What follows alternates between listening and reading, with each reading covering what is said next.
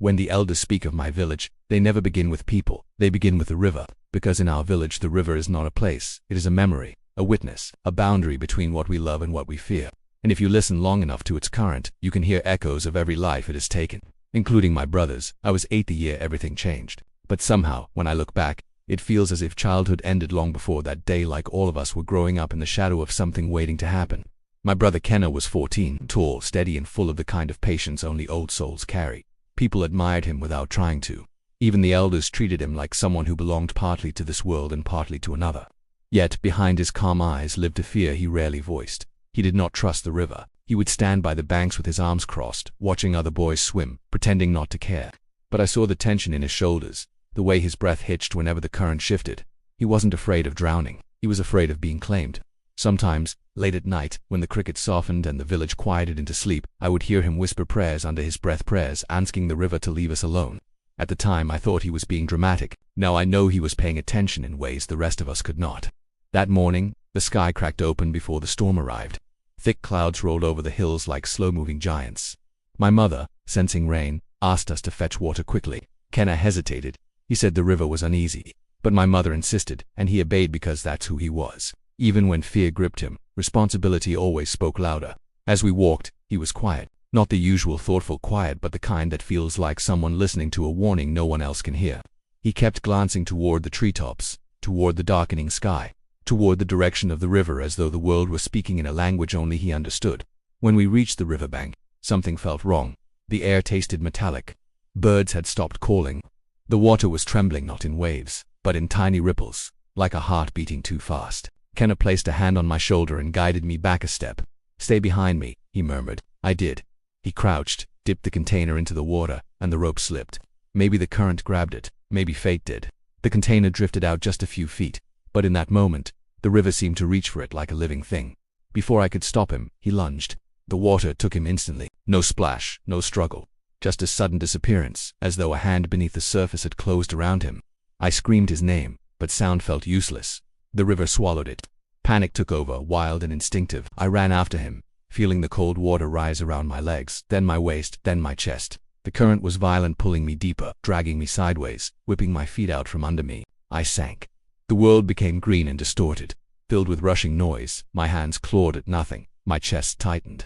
The river felt endless, ancient, hungry, and then a hand found mine.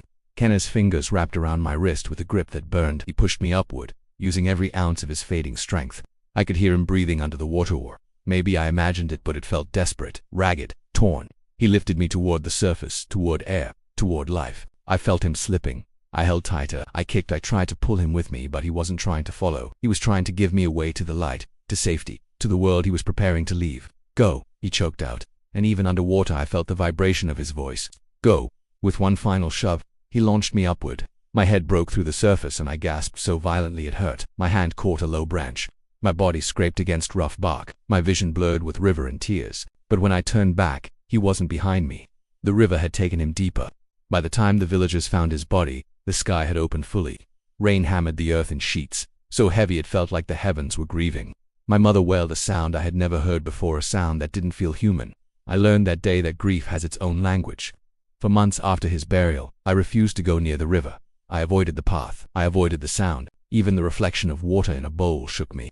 But what I avoided most was silence, because silence carried memories, and memories carried guilt. I replayed the day constantly. What if I had held tighter? What if I had warned him earlier? What if I hadn't existed at all? People comforted me, but their words were shallow compared to the weight I carried. Grief is lonely like that. No matter how many people stand beside you, the journey inside your chest is walked alone. If you're struggling with grief or loss, please know you are not alone. There are resources in the description that can offer support and a listening ear. Years passed. Life moved forward the way life always does, slowly, without asking permission. I grew taller, my voice deepened, my responsibilities shifted. Yet every time I felt joy, it came with an ache. Every time I succeeded, I wondered if he would have succeeded more. Every time someone praised my courage, I knew whose courage I had borrowed. I lived with a ghost, not the haunting kind, but the guiding kind. And I lived with silence, not the empty kind, but the listening kind. On the 20th anniversary of his death, I returned to the river, not because I believed in closure. I stopped believing in that long ago. Closure is a story we tell to soften the edges of tragedy. No, I returned because I needed the river to hear me, The water looked different than I remembered, calmer, older, as though time had softened even its temper. I knelt by the shore with hands trembling, not out of fear, but recognition. The river was no longer just the place where I lost my brother. It was the place where he had chosen my life over his. I whispered into the current, "You took him, but you did not take what he left." Because he left courage. He left gentleness. He left the echo of that last push, the one that sent me toward the branch that saved me. And that echo has followed me into every moment of my life. Now, when storms come, I listen not with fear, but with understanding. Now, when children wander too close to danger, I feel a pull inside me and call them back. Now, when the river trembles, I do not step away, I step toward it.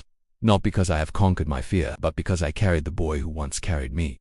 The river remembers everything. Its memory lives in its restless movements, its shifting depths, its relentless pull. And I remember too, not just the day I lost my brother, but the day he gave me the rest of my life. Some people live long lives and never discover the shape of their purpose. Some people find it in their final breath. Kenna found his in the second he let go of me. And for as long as I live, I will honor that moment by choosing courage when fear calls my name, choosing compassion when anger tempts me, choosing life even when memory hurts. Because the boy who feared the river became the reason I survived it. And through me, through every choice I make, every person I protect, every danger I step into instead of running from, his story continues. The river remembers everything, and I will make sure that it remembers him as the boy who carried me into tomorrow.